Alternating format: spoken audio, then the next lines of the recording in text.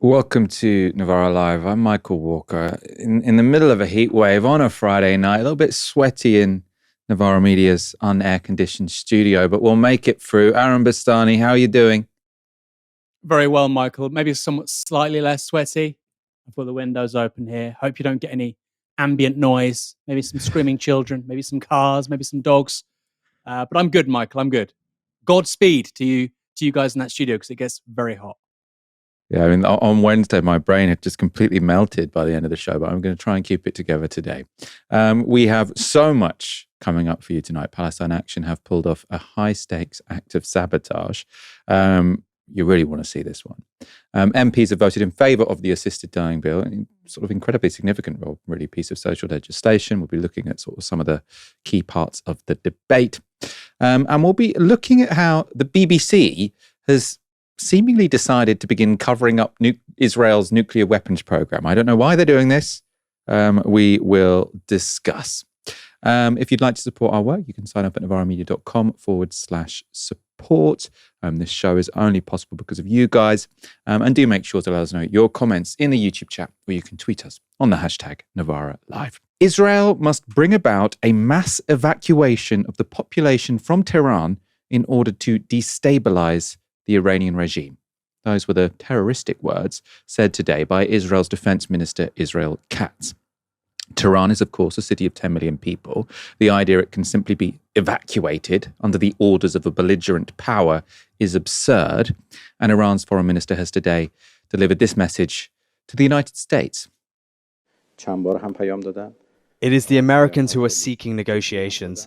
They have sent messages multiple times, including very serious ones, but we have explicitly told them that as long as the aggression and attacks continue, there is simply no room for talk of dialogue or diplomacy. We are in a legitimate state of self-defense. So he's saying the Americans are backing the Israelis. The Israelis are not only bombing us, but telling the entire population of our capital city to leave. Therefore, we're not ready to engage in negotiations with the United States. Iran is, however, right now engaged in negotiations with European leaders. It's unclear how those discussions are going. What is clear is that this afternoon, Iran fired a barrage of missiles towards Tel Aviv. These are missiles that we believe have been fired by Iran just in the last few minutes or so towards central Israel. You can hear the sirens going off in the background. We understand from the Israeli military they are currently attempting to bring some of those missiles down. Just let's listen in a little bit.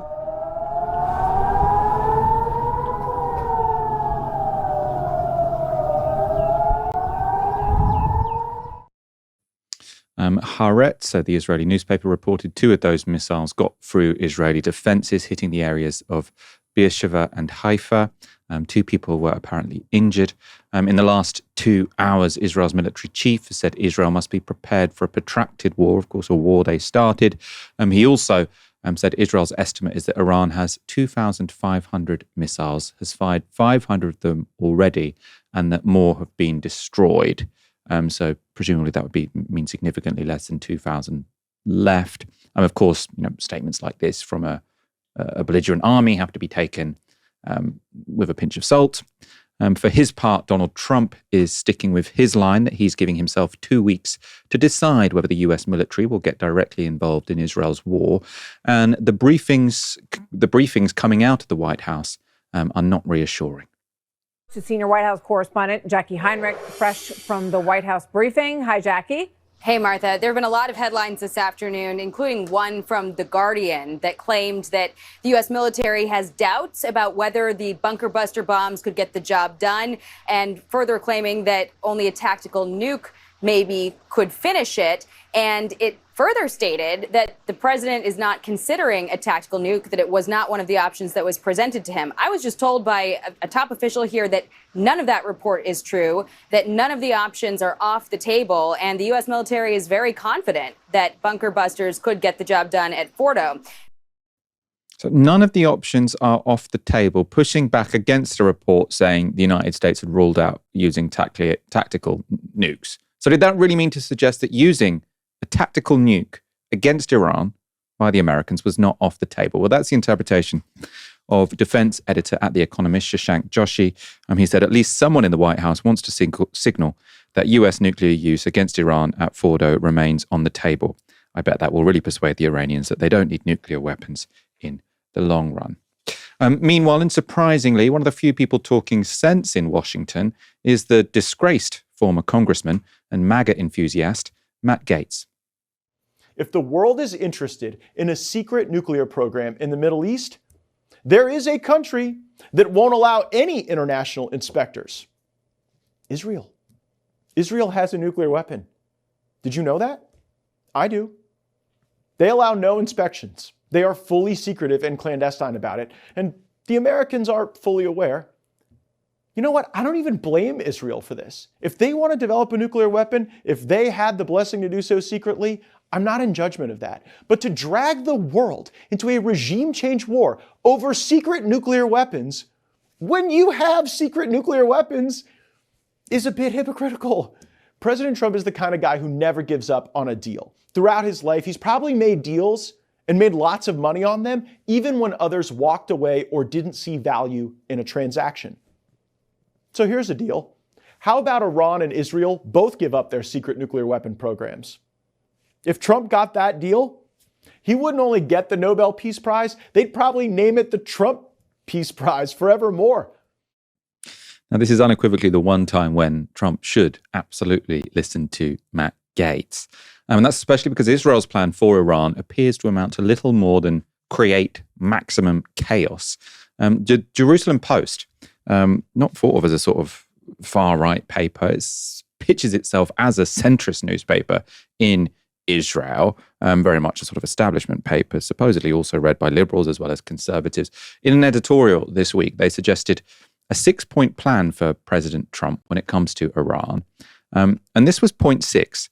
Forge a Middle East coalition for Iran's partition.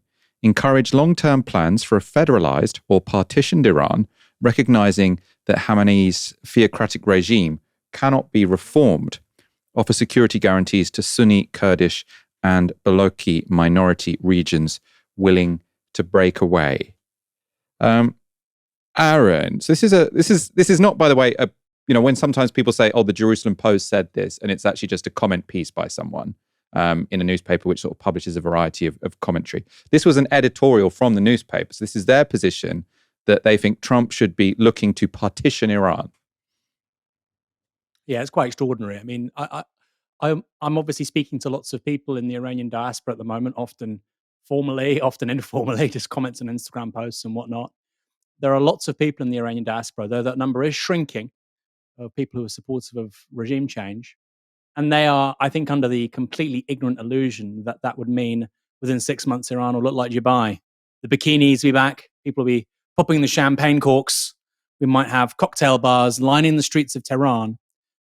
The reality is, of course, the plan here from Israel is, I think, balkanization and turning Iran into the Yugoslavia of West Asia. Why would they do that? Well, because Iran, alongside Turkey, are effectively the remaining regional powers. Egypt also was a regional power until relatively recently, certainly under Nasser, and when it was the leading edge of Pan-Arabism. That's obviously in the past. Iraq as well. But Turkey and Iran are two really large countries. Iran population 90 million, Turkey population 100 million, both with successful ballistic missile programs, both with pretty effective extraterritorial forces, strong ideological component to both states in different ways. They're quite robust. Nobody's going to get rid of them without really giving it a go. Not like Assad, for instance, in Syria. And the Israelis view, I think, both of those countries as an obstacle to Israeli hegemony in the region. And Israeli hegemony in the region, they view as being interchangeable with Israeli survival. For Israel to survive, it has to be permanently at war. They have a phrase for this, an brera, from Hebrew, no choice, no alternative. If you ask Israelis, how come you beat, the Arabs in the wars of the 50s and the 60s? How come you're still there? Country of 10 million people, nuclear weapons, of course, they won't say that. Intercontinental ballistic missiles, drone program. How have you got all this? Well, they'll park the Americans gave us most of it. The French helped us with the nuclear side of things. They'll say we had no alternative. So their political logic is one of ruthless, aggressive necessity, they're now looking at Iran through that lens. Israel and the Israeli establishment, the Zionist establishment, does not want a successful Iran. And Iranians who want regime change, who support the return of the Shah or whatever, need to get that in their thick skulls. Iran, with or without the mullahs, as they would say, with or without being an Islamic republic, will be viewed in a hostile way by Israel because, for historical reasons, as one can understand, I don't agree with it, but one can understand, any kind of potential threat to Israel is viewed as existential and therefore has to be eliminated, and they have to get in first. In the case of Iran, that means balkanization, which, by the way, in the case of Britain and Europe, is in no way in our interests. Even if you're just being very brutal, you don't care about human rights, you don't care about what's right or wrong. Another country in West Asia with a failed, collapsed state, tens of millions of people displaced, almost all of them, by the way, will be going to Russia and Europe, in no way helps Europe. But right-wing politicians, as I said repeatedly on Tuesday's show, might not like refugees, Michael, but they sure love making more of them. I suppose just to be devil's advocate, now I 100% agree with you about what Israel's actual plans are when it comes to Iran, and the balkanization of Iran, I think, would be a catastrophe. But there was a period where Iran was a united, reasonably strong country, even if an oppressive one, when the Shah was in power before 1979. And at that point, Iran and Israel were allies, right? So presumably there is a theoretical world where there is a united Iran with a leadership that Israel can ally with. Or am I missing something? Well, I think Israel has changed a lot since then. There's 2 points to that. So the Shah was effectively a US patsy, right? It was a US client state in the region. And I think, Israel would be quite happy for a unified Iran with the same territorial integrity and borders it has today if you had a puppet regime in Tehran. The point is that puppet regime, I don't think, would be able to oversee, like I say, 90 million people without balkanization or the country really slipping into civil war. And the big differences are this. First of all, Shah Reza Pahlavi, the father of Reza Pahlavi, this gentleman you see on the television asking Israel to invade his country. By the way, his father would have hanged him after a trial. His grandfather would have hanged him without a trial. He was also quite skeptical of the Israelis, or as he would have said, the Jews. There's a very famous interview with him. I believe it was 60 Minutes. I might be wrong. And he basically said that the Zionist lobby controlled the media in the West and that was a danger. And actually, it wasn't in Israel's interest for them to be so belligerent. So the Shah had his critique of Israel, the Zionist lobby, etc. Important to say that Jewish people in Europe are not coterminous with the Zionist lobby or Israel. That was what he said. But I also think, Michael, that the Israeli political project is much more embedded today than it was back then. I think Pan-Arabism has died. The USSR has died. We're no longer in that bipolar moment. Egypt is not a shadow of what it was geopolitically back then. Turkey is much stronger, and Iran is much stronger. And I just don't think it's really the same. In the 1940s and the 50s, Michael, if you look at the early history of Israel, it's fascinating stuff. There was a big faction of the ruling party called the Mapai, the Workers' Party, later dissolves into the Labour Party, which says we should be conciliatory with the Arabs. We shouldn't develop nuclear weapons. We should seek regional peace alongside doing all sorts of barbaric things at home. I'm not suggesting they were, goody two-shoes, because it's ultimately not in our rational self-interest. Those people lost that debate. Fast forward to, and they were genuinely concerned about, for instance, the Soviets selling huge numbers of weapons to Nasser and then losing a conventional war with Egypt. Fast forward to today, Israel's military technologically is just light years ahead of anything else in the region. I mean, in a conventional war, they'll struggle with Iran because they're tiny compared to Iran. But they do have the F-35s, they do have the intercontinental ballistic missiles, they do have the nuclear weapons. So I don't think Israel looks at itself in the same way. And maybe we're going to bring this up or not, but there have also been postings in the last few days of various figures in Israeli civil society saying we need to take on Pakistan, we need to take on Turkey. I think something has really shifted in the Zionist mindset. I really think that. And that's not to say they were great guys in the 70s, but I think something has shifted. And I think that's the result of decades of America and Washington not setting down red lines, decades of it. And so we've almost got to a point now where the Israelis aren't acting rationally anymore, right? are what they're doing now in Iran, in Gaza, is that really in their rational long-term self-interest? I cannot see the argument for it personally. But they're doing it because nobody's been pulling them up on it. There are no disincentives for Israel to behave like this because they get limitless funding from Washington. They get limitless political support. By the way, and I'm finished with this, Michael, that's not going to last forever. The biggest threat to Israel, there's a big domestic threat, of course, internal politics and the fracturing of Israeli civil society, the death of liberal Zionism. But also, when the boomers go, Michael, they're in trouble because there is simply no consent amongst the American electorate, basically amongst the under 60s. There is no majority consent to carry on this relationship with Israel in this way. And I think they're in for a very rude awakening. Whether or not that's this year or 10 to 15 years, I don't know. I think it's probably 10 to 15 years and Netanyahu's long gone, having really screwed over the people who come after him. No, it's very, very interesting. And we're going to come back to Israel's nuclear program a little bit later in the show. For now, thank you so much to everyone who has signed up to become a supporter this week. As we said already earlier this week, we hit our target of 1,000 new supporters. And now we're throwing it to you to see just how far we can go. So we don't have a target or a limit now. We just want to get as high as we possibly can. Your support is the only reason we're able to cover the current situation in Iran with rigor and honesty. It's a critical time for our work. So if you value Novara's coverage, please do consider signing up at novaramedia.com/support. We really do appreciate it.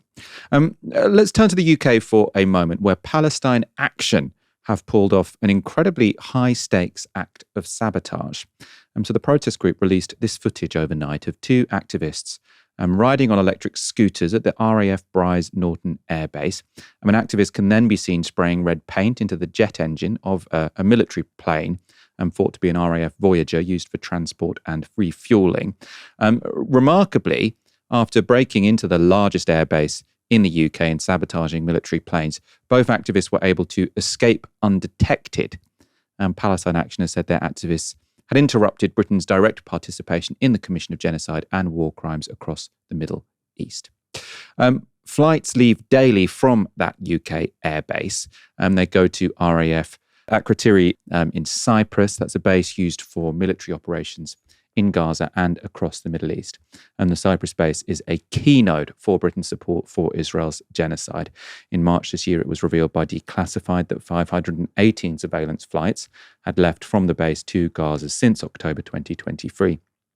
The base has also been used for UK and US military cargo transport to the Israeli military. The press release from Palestine Action includes this piece of context, which I found quite interesting. So they say, in a speech to troops at Akrotiri in December 2024, Keir Starmer hailed the troops' efforts while stating that, quote, "Quite a bit of what goes on here can't necessarily be talked about. We can't necessarily tell the world what you're doing," unquote. By this point, Israel had massacred tens of thousands in Gaza. The Akrotiri base had been used to collect up to 1,000 hours of reconnaissance footage over the strip in assistance of Israel. So obviously that second paragraph, the words of Palestine Action.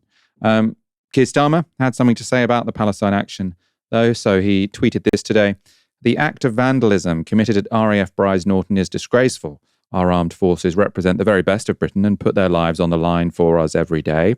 It is our responsibility to support those who defend us."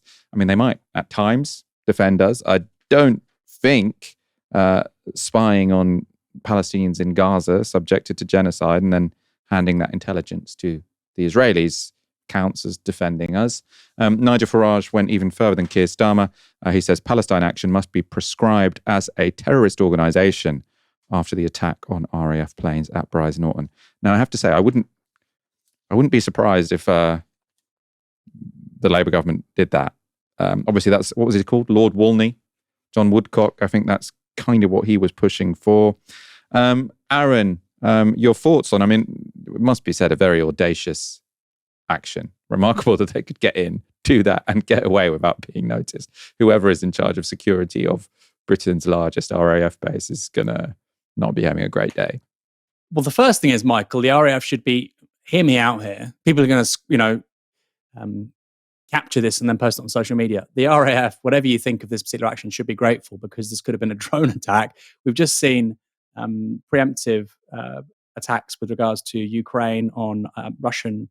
They weren't jet fighters. I think they were maybe bombers and logistical planes, if I remember correctly. They weren't Sukhois. And of course, we saw that preemptive strike. I wouldn't call it preemptive. I wouldn't give it that kind of language. The strike against Iranian politicians by the Israelis right at the start of this, where they took out that top layer of senior figures in politics and the Artesh and the IRGC. That's all happened in the last, month? And you can just go on to an RAF base with an e-scooter, just go up to a plane. I think that's an indictment. Whatever your views on this particular action, I think that's an indictment on the security of those bases. I think it's quite extraordinary. Like I said, I think they've done them a favor. They've done the RAF. They've done the British government. They've done the military, the armed forces. They've done them a favor by saying, look, you probably should secure these places better. If you seriously think that the Iranians are going to, by the way, they're not going to, that the Iranians are going to, engage in some kind of destruction on the UK mainland on an RAF base, you probably want to sort this thing out.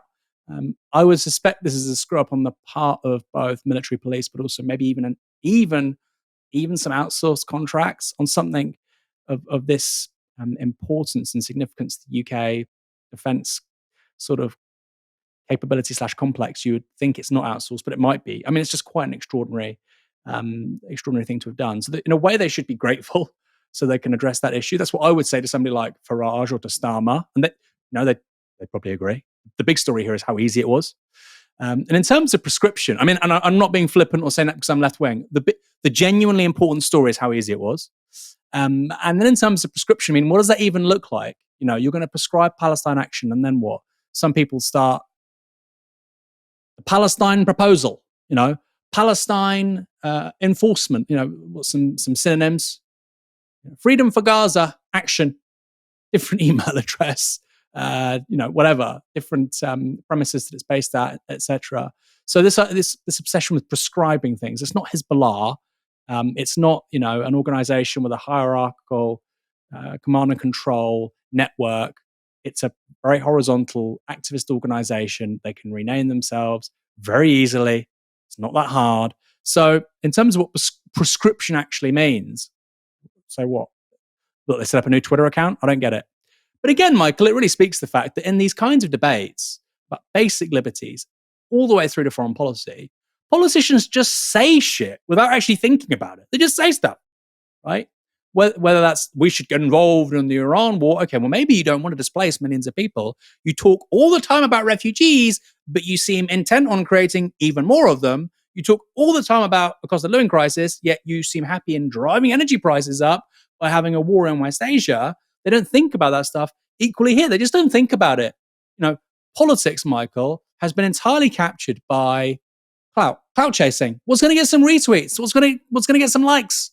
If you're actually trying to administer a country in a successful, effective way, you know what? You might have to start thinking about the world and politics and how you do things beyond what's going to get some retweets. I would humbly submit that's not a smart way to run a country. Aaron Bastani, before we go on to our next story, do you want to explain to our audience what you're going to be doing next Wednesday? Next Wednesday, Michael, I'm speaking to the one and only Jean-Luc Mélenchon, the spiritual leader of the French left, of course, co-founder and leader of La France Insoumise. He missed out on the final runoff for the French presidency by 1%. He led the overall broader French united coalition in the 2024 elections to first place. They confounded Macron. There's a lot for us to learn, Michael, from Jean-Luc Mélenchon. He got, I think, 2% the first time he ran for the presidency. And I think last time he got 22%, like I say, missed out by just 1%. Now he's been the leading figure in creating a revived French left to the extent that that's now the biggest parliamentary coalition is the left coalition. My God, Michael, he did that in 15 years? He was a junior minister under the Jospin socialist government 20-odd years ago, 25 years ago. I'm speaking to him about his vision for the future of Europe, the future of socialism, and what we can learn here in the UK from his experience in France over the last decade. I want people watching and listening to come along. It's in Hackney. It'll be a beautiful summer's evening.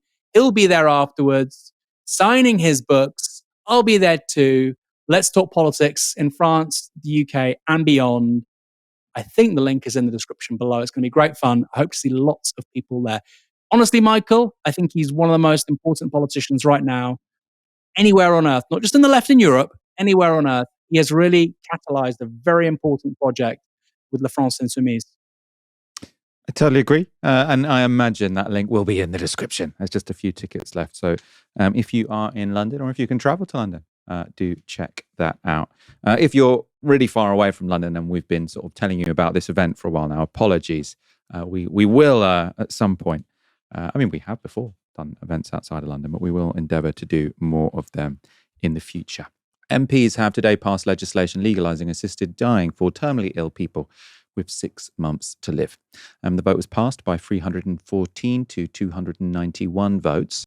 And the passage of the bill has been led throughout by backbench Labour MP Kim Ledbetter. And this is how she introduced the debate today. It is not often we are asked to wrestle with issues of morality, ethics and humanity. But with great privilege of this job comes great responsibility, and never more so than at a time like this. Benjamin Franklin told us that in this world, nothing can be said to be certain except death and taxes. In this house, we debate the latter incessantly. But here, and in the country as a whole, discussing death is something we tend to shy away from. And yet, it will come to us all and to all those we love. And Mr. Speaker, we all have our own experiences of death, loss and grief. There are good deaths and there are bad deaths. And I, like many, have experienced both. So positions on this bill haven't divided neatly along party lines. Labour grandee Gordon Brown recently wrote in The Guardian opposing the legislation on assisted dying and said that instead we should invest in palliative care. But John McDonnell today argued those two ideas aren't mutually exclusive.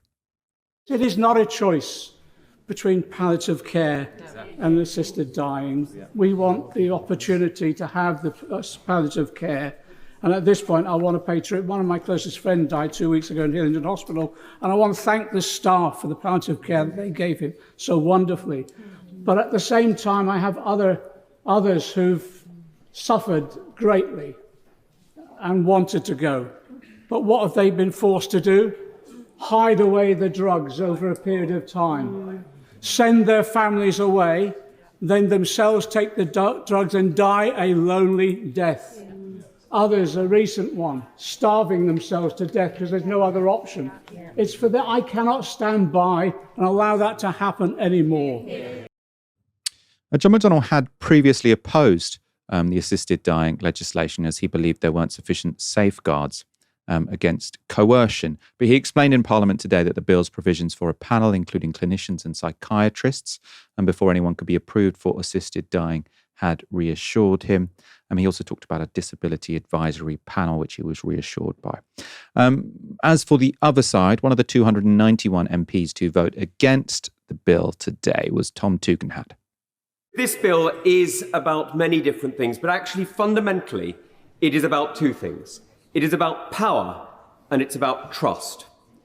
It's about the power over life and death, not just over ourselves, because we already have the power to end our own lives. It's called suicide. It is not a crime. It hasn't been a crime in this country for decades. This is a different power. This is about the power of the state through its agents to exercise power over life and death. Yes, agreed. Yes, approved of in advance. But when the state takes a life, even with consent, that is a huge shift in the relationship between the individual and the state. Labour's Jen Craft also voted against the bill.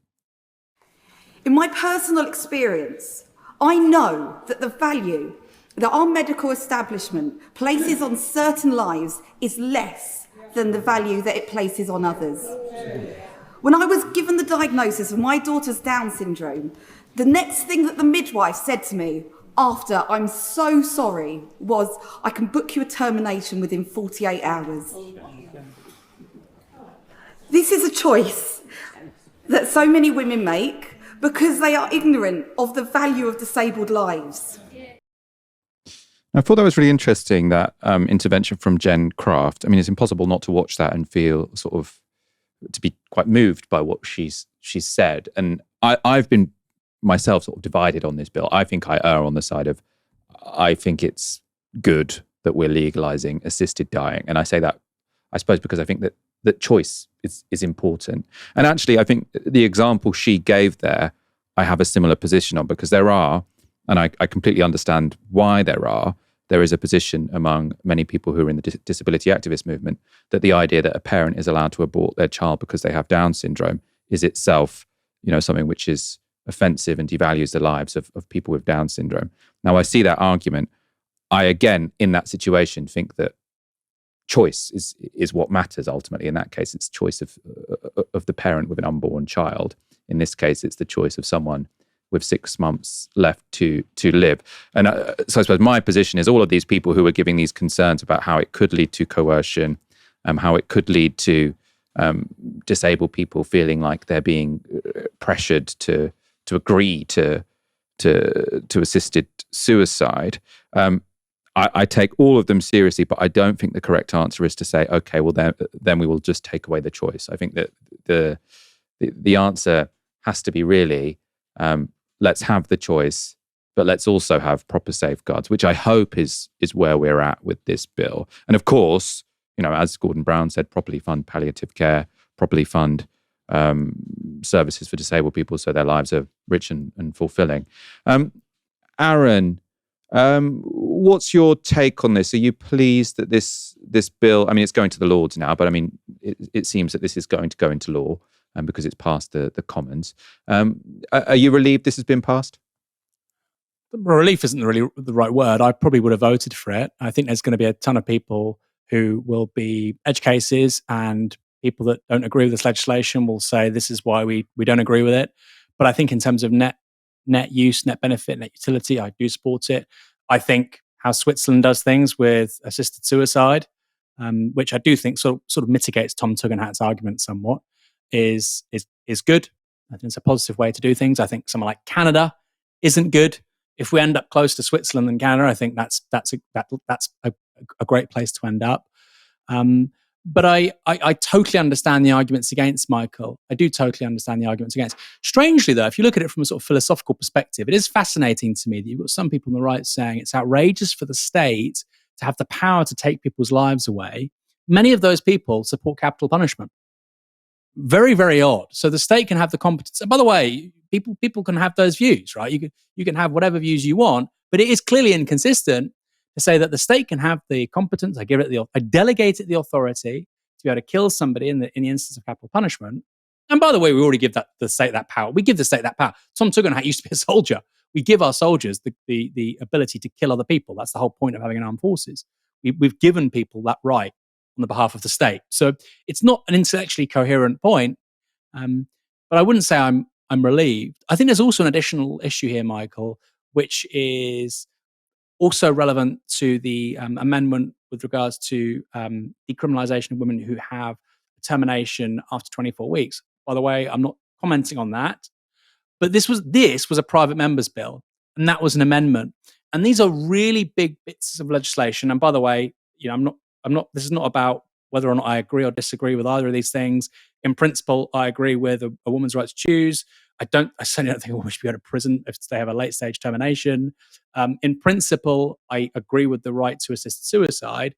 But I am sympathetic, Michael, to the idea that none of this was in Labour's manifesto.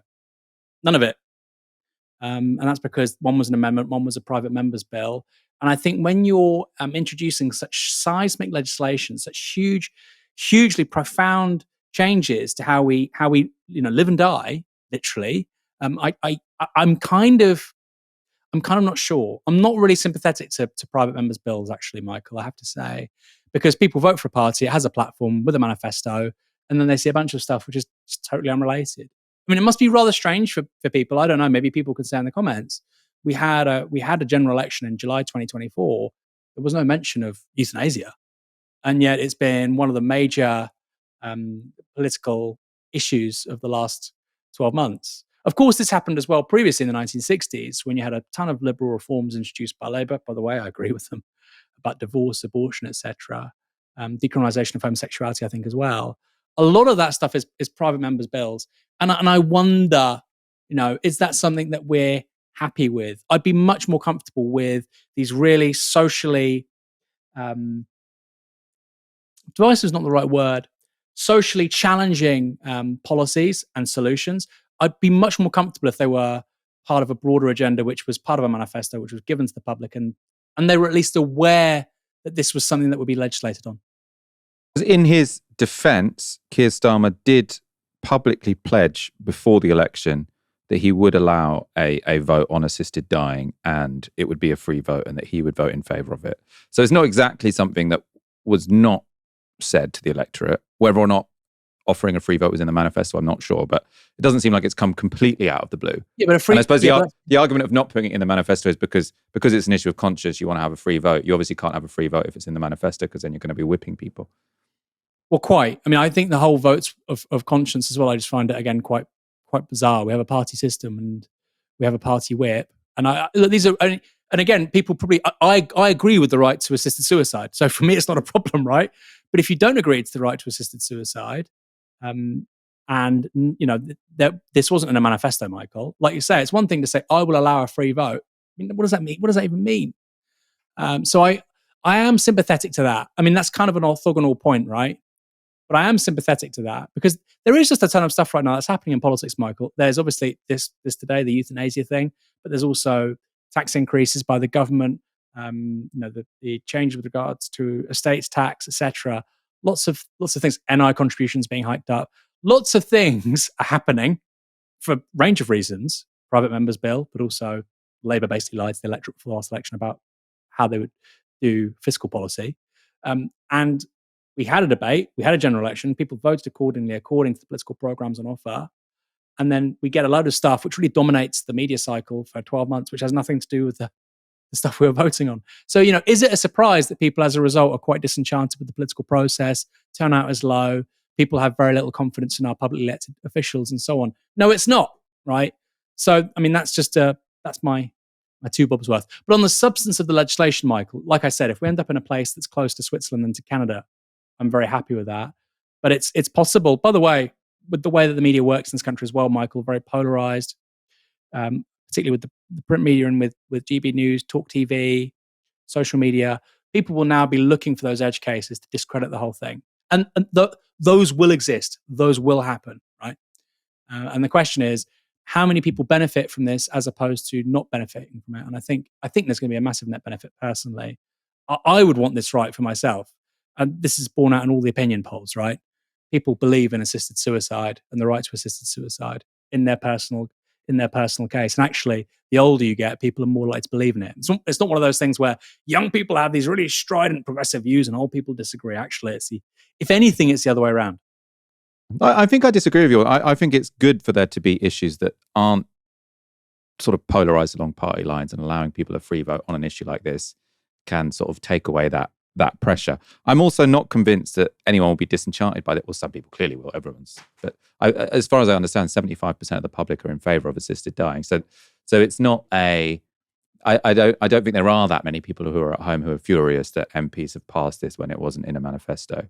So to me, I don't see this as one of the examples why people are particularly pissed off with politicians. And I think having MPs who are able to go in there and not be strictly whipped, it's more like the Burkean model, isn't it, of democracy. But shall I go to you very quickly for a response, because we've got lots of stories to get through? I mean, Edmund Burke, Michael, was a Tory for one thing, so I don't know why you would say that's a positive thing. I don't believe in the Burkean conception of politics. And, you don't see it as an issue because you don't agree with that point of view. Simple as that, right? It's additive. I think there's 10, 12 of these issues which weren't really in the last election campaign, and they've been, like I say, centre stage. This is one of them. And like you say, most people agree with it, but I don't think it's good. I don't think you talk about a bunch of things in the campaign and then a bunch of different things happen in the first year of government. I don't think that's good for democratic politics. Israel's possession of nuclear weapons is an open secret. It has a policy of deliberate ambiguity, never confirming nor denying its possession of nuclear bombs. But ever since 1986, the world has had incontrovertible proof of Israel's weapons program. That was after Israeli nuclear technician and whistleblower Mordecai Vanunu leaked photographs and documents to Britain's Sunday Times. And for publication of those state secrets, Vanunu was kidnapped by the Mossad in Rome, brought back to Israel and sentenced to 18 years in prison for treason and espionage. And more evidence came of Israel's nuclear capability in 2010. That was when The Guardian uncovered official documents from 1975 showing Israel had offered to sell the apartheid government in South Africa nuclear weapons in that same year. Then in 2023, the world got more confirmation when a junior Israeli minister threatened to nuke Gaza. And that led to the suspension of the cabinet minister for breaching the policy of deliberate ambiguity. Of course, you wouldn't get kicked out of cabinet for threatening genocidal actions against the Palestinians. That's perfectly fine. But if you mention nukes, you're in trouble. So Israel's nuclear capabilities are well known and recognized across the political spectrum. So it was surprising to read this earlier this week in a prominent BBC explainer. So the question in this sort of Q&A, so it's called Your Questions Answered on the Israel-Iran Conflict. Your voice, your news. I'm not sure why it says that. In the article, they have this question. Does Israel have nuclear weapons? The real answer is we don't know. They have not confirmed or denied the presence of a nuclear capability. It takes three components to have a nuclear weapon. First, uranium enriched to 60% purity. Second, the ability to build a warhead. And third, a way to deliver that warhead to a target. As it stands, there is no overt declaration by Israel on any form of nuclear capability. Now, this really brings to mind the famous quote. I think no one really knows quite who to ascribe it to, but it's, if one person says it's raining and another says it's not raining, then the journalist should look out the window and report the truth, not say, oh, these guys say this. Israel says it doesn't have a nuclear weapon. It's not even, Israel doesn't even deny it has a nuclear weapon. The answer is we don't know. What the hell is going on there? At least you can say, oh, Israel denies it has nuclear. Israel refuses to confirm or deny whether it has a nuclear weapon when everyone has incontrovertible proof it does. There are pictures. Right? And in fact, a brave Israeli nuclear technician went to prison for 18 years for revealing to the world's press that they had this nuclear weapon. And now the BBC says, oh, yeah, we don't know. Who can say? There's another subtle problem with this explainer because it says this. In the third paragraph, it says that one of the three components needed for nuclear weapons is uranium enriched to 60% purity. Now, that's just false. The actual requirement is uranium enriched to 90% purity. So where has the 60% figure come from? Well, that's the purity Iran is thought to have achieved. So in the same post, which is supposed to be authoritative from the BBC, the journalist has now not only dramatically downplayed Israel's nuclear capabilities, but exaggerated Iran's. Now, after the outrage at that post, there has been a slight update to the article. Not by much, though. It now reads as this. Does Israel have nuclear weapons? There are estimates that it has about 90 nuclear warheads, but the real answer is we do not know. So that's sort of their, oh yeah, I suppose we should say it does actually have nuclear warheads, but we're also going to say we do not know. I suppose there that we do not know is about precisely how many nuclear warheads they have. And then they've updated this 60% points. They say it takes three components to have a nuclear weapon. First, uranium enriched to 90%. So they've updated that factual problem with the previous post. Aaron, what the hell is going on here? Well, where do you start, Michael? We could talk about manufacture of consent. We can talk about the British deep state. The person that wrote this article is a former UK military officer. I mean, it's kind of remarkable. It's kind of remarkable. If you look at the Israeli nuclear program, great book on this. I mentioned it on Tuesday. The Samson Option, written by Seymour Hersh in 1991, talks about the development of the Israeli nuclear program at Dimona with the French, really right after the 1940s. It gets going early 1950s. There is a ton of evidence that they have nuclear weapons, Michael, not least the Vela incident, VELA, of 1979. That was a nuclear test, we think, jointly conducted between the French and the Israelis. There were two Israeli warships nearby. There is just a ton of evidence. So the idea that we don't know, and Israel obviously as well has had intercontinental ballistic missiles, I think since 2011. Prior to that, it would have used F-15s, F-16s. So it has delivery mechanisms one would historically associate with the bomb. So this was just low information slop at best. I think actually disinformation at worst. I personally think it's the latter. Why is there a former military officer working in the BBC writing little précis about whether or not Israel has nuclear weapons, saying enrichment at 60%, and not even saying the facts? You have a nuclear capability under these conditions. Okay, well, has Israel met them? Right? Okay, you might say we can't 100% confirm warheads. Well, okay, fine. But we know they have the F-15s. We know they have the ICBMs. We know they've been developing nuclear technology for 70 years. The Dimona nuclear plant is in the Negev desert, near where Ben Gurion used to live. He kind of retired out there. So this is very well documented. And actually, there's a ton of correspondence between various figures within Israeli civil society, politicians, American Jews as well, who were giving money to this enterprise in the early 50s. And they use the most elliptical language. They use the word like the enterprise, the big idea, the project.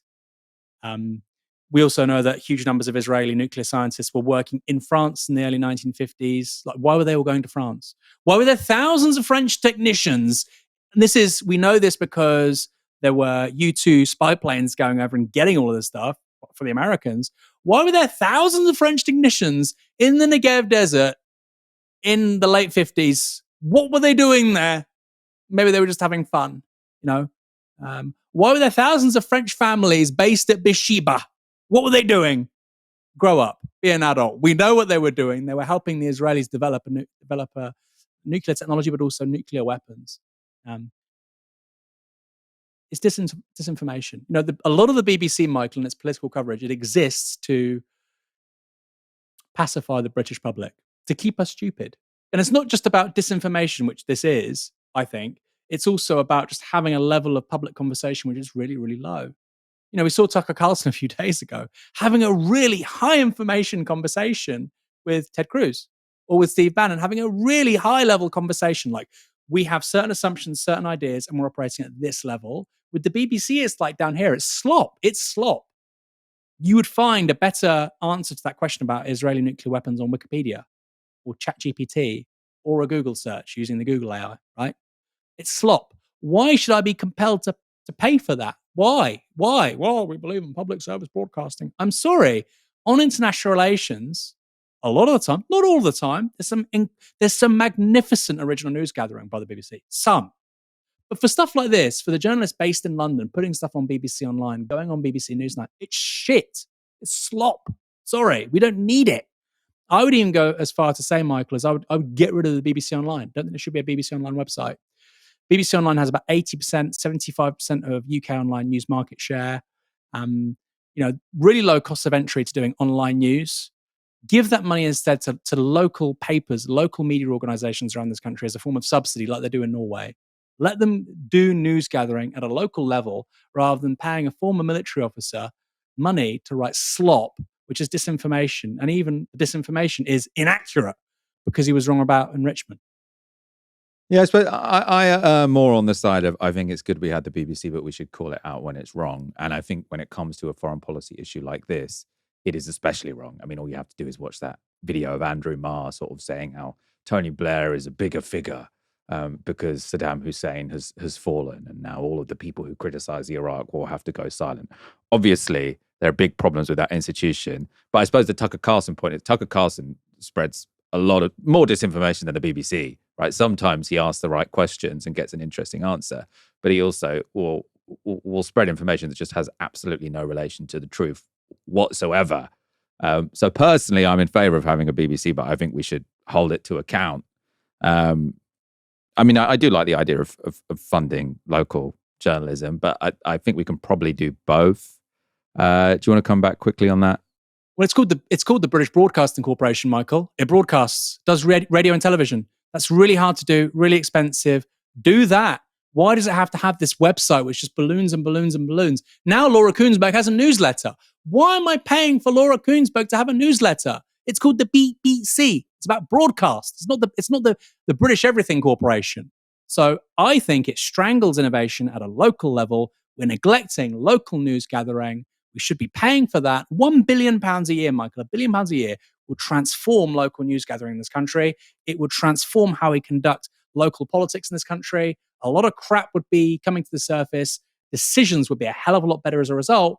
But instead, our mindset about public service journalism is, I will pay for slop. And by the way, we do disagree about this.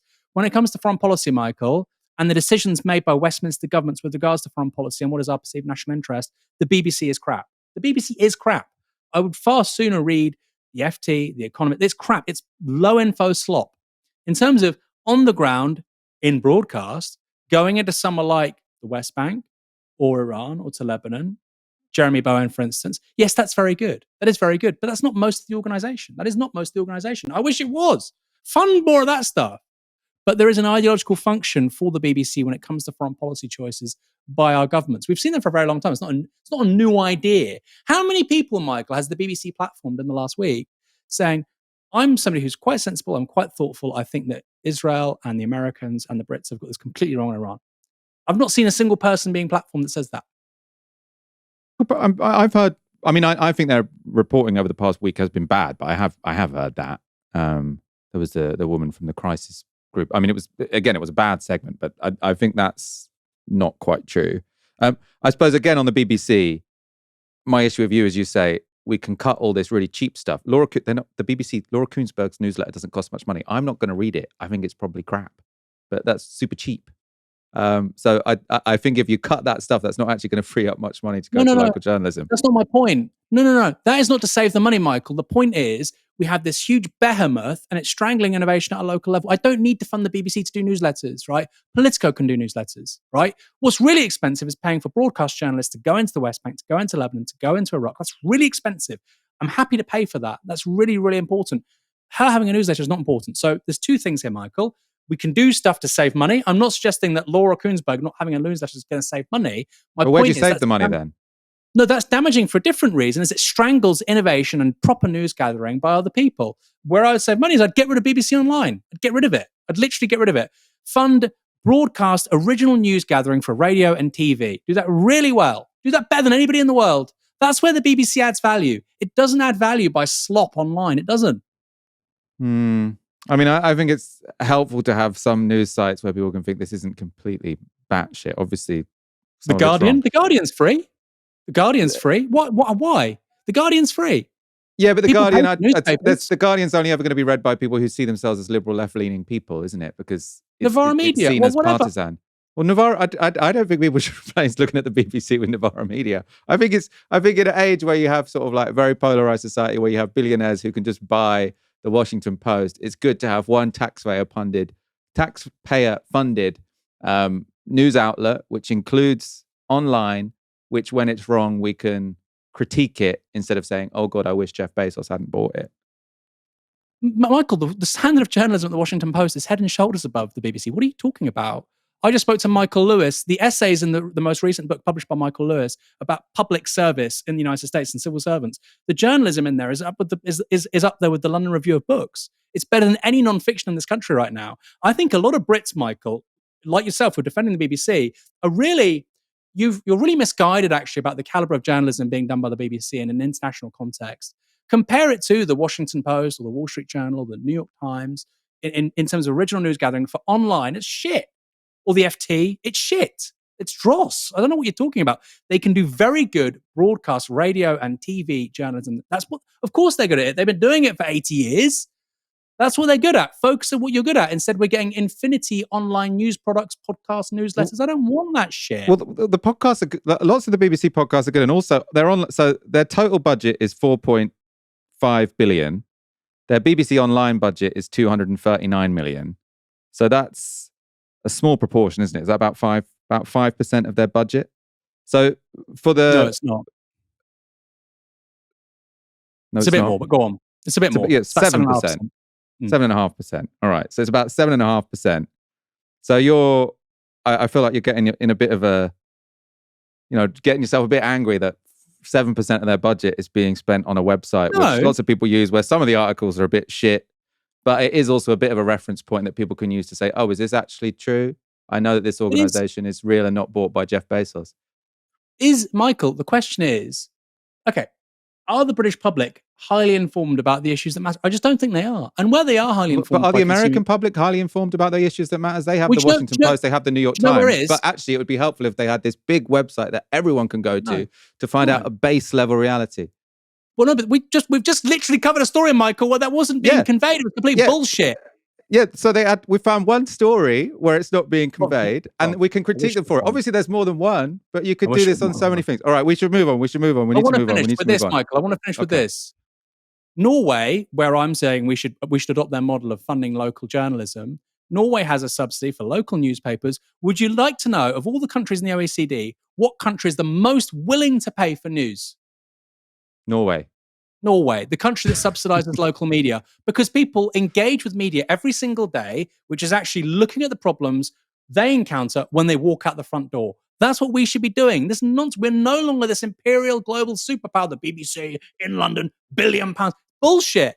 It's bullshit. You're good at TV, you're good at radio, stick with that. Cut the crap, cut the newsletters, cut the podcasts. Okay. Let's go on to our next story, which is also actually about the limits of the BBC.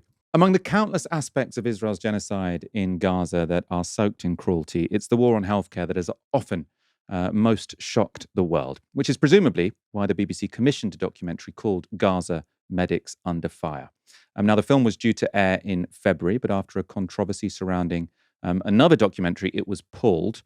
The film was then left in limbo for months, leading to accusations, including from veteran journalists, that the BBC was guilty of political censorship. Now, that film followed Palestinian doctors, and the production company released this statement in May.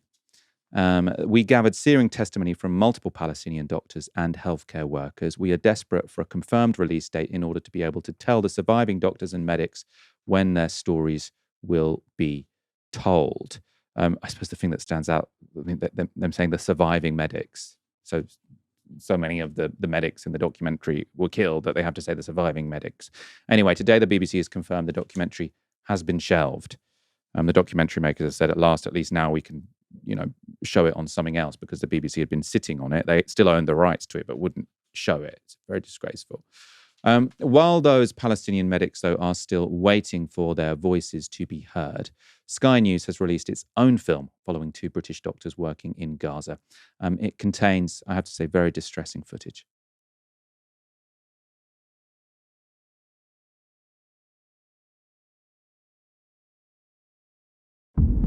Gaza is a sliver of land where hospitals have become frontline targets. Absolutely massive strike on EGH Hospital. And operating theatres are on the battlefield. Everyone is a target, everyone is fair game. Doctors, children. In this film, 2 British surgeons recorded their first-hand experiences over a 3-week period. The emaciated bodies lying on the operating table. Dr. Tom Potokar, a burns and reconstructive specialist. This was so barbaric. And Dr. Victoria Rose, a plastic surgeon, are both driven by one motive. This is the little 10-year-old boy whose ankle got blown off. Saving lives. What they witnessed demands to be shown. What they witnessed demands to be shown. Now, it's hard not to read that, as pointed at decision makers at the BBC. The Sky film is called Doctors on the Front Line. I recommend you watch it in full. It covers in detail Israel's bombing of the European hospital in Gaza in May. This is the part, though, which I found most powerful and most distressing. The complete Israeli blockade on aid is biting hard.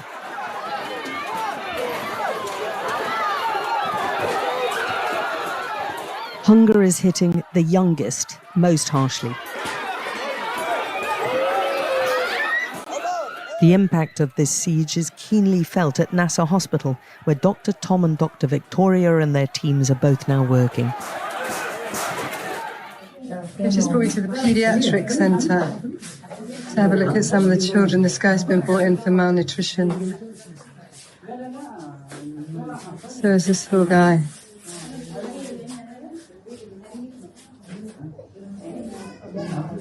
Really shocking. So that's what she used to look like. Mariam needs special formula held up by the blockade. So from that, now to this. The little girl's deterioration is painful and slow. But there's very little anyone can do.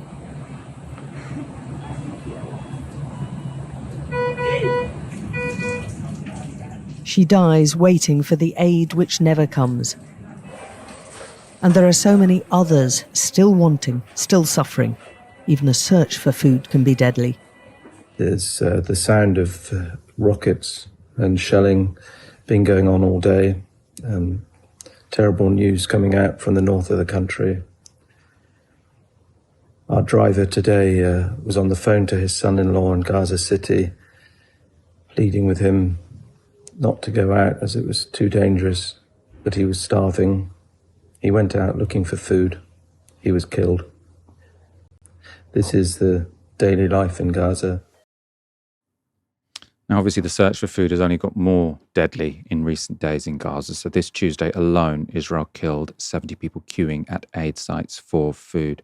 Aaron, before I go to you, I'm just going to make a clarification because some people have said in the comments, oh, great, has Sky News released the documentary which the BBC pulled? No, so this is a different documentary which Sky have put out about medics in Gaza. The film that the BBC has pulled has now gone back to Basement Films, who made it, and they will be pitching it to other broadcasters. So presumably we'll get to see it at some point. I mean, my bets would be on Channel 4 buying it, for example, but we'll have to see. Aaron, really, really appalling footage in that Sky News documentary.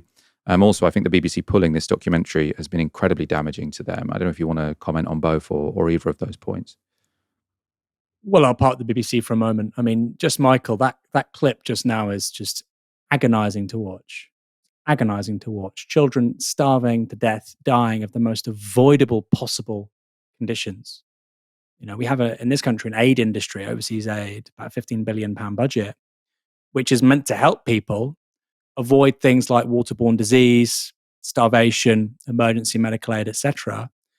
Countries around the world have these budgets, and wealthy countries have basically said for 60 years, we will allocate funds to help people in these kinds of situations.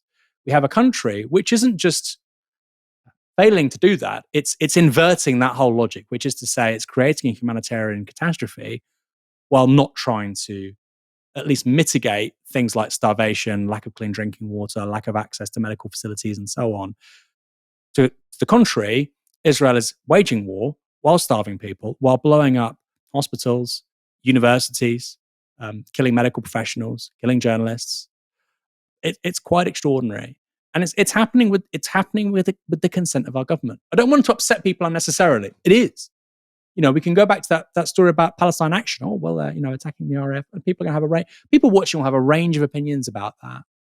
But I think even somebody who's critical of that would look at the clip we just saw, and they could say, well, if they're being honest with themselves, I can understand why somebody would be moved to be so angry. So angry. They're killing children, Michael, for no reason. 16,000 children been killed. 16,000 children been killed. And that is why hundreds of millions of people around the world, maybe billions, are cheering on Iran and the Iran-Israel confrontation. I personally think it's awful if civilians anywhere die. But there are people, you go on TikTok, there are videos with 1 million likes of missiles hitting downtown Tel Aviv. And that is not a normal response. People don't want to see civilians hurt, but they see the immense misery being inflicted by Israel and the IDF on Gaza, and that's then the outlet. And I think that's entirely predictable. I mean, that doesn't require any further explanation from me. I think that's quite obviously how people are going to respond, particularly with children. I mean, it's just extraordinary, Michael. And as I said a while ago, Israel is storing up such immense problems for itself in the future with this. It has no support with people under, say, 16, none.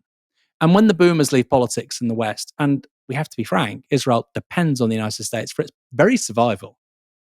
When that cohort of people go, they're in big trouble. You know, whether or not Zoran Mamdani wins the Democratic nomination to be the mayor of New York City, and basically will then become mayor because it's a democratic city, whether or not he wins, it's quite extraordinary that somebody whose BDS is within the margin of error of winning the Democratic nomination for the mayor of New York.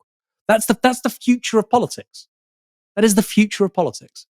And it's only being locked in with every single child that dies in Gaza and increasingly Iran, Lebanon. With every single child that dies, you are locking in that future of disdain and hatred for Israel by people overseas. I don't know how else you're going to describe it. Now, people can call me anti-Semitic for saying that. I'm not dressing this up in some intellectual Zionism, anti-Zionism. Most people are watching things like that on their phones every day, and they say, I don't like kids being killed. One country is doing it. I've got no time for them. We certainly shouldn't be arming them. We certainly shouldn't be defending them. The Royal Air Force will be recruited into a defensive Israeli airspace soon because they're running out of interceptor missiles. Because Iran still has a couple of thousand ballistic missiles left, and it's going to keep on going. And the Israelis will run out of interceptor missiles, and then we will have the RAF in the skies above Israel, keeping Israel safe, while it does that to Gaza. No serious percentage of people in this country thinks that's right. And that is going to bite Labour as the party of government very, very, very badly in the local elections and regional elections and various devolved assembly elections, Scottish Parliament and Welsh Assembly. Going to bite them very badly next May because, they're basically giving the thumbs up to all of that. Let's wrap up there. We've gone slightly over. Aaron Bastani, thank you so much for joining me this evening. My pleasure, Michael. And just on our little Barney a moment ago, I think it's really important for media that people can just disagree frankly and learn from one another. That's something that Novara does, I think, quite well, actually. And you don't often see it in legacy media. Productive disagreement. Well, I think I think we could disagree more. I think you see also disagreements. I'm collegiate about these things. Let's wrap up. You've been watching Novara Media. Have a fantastic weekend. We'll be back from 6 p.m. on Monday. For now, you've been watching Novara Media. Good night.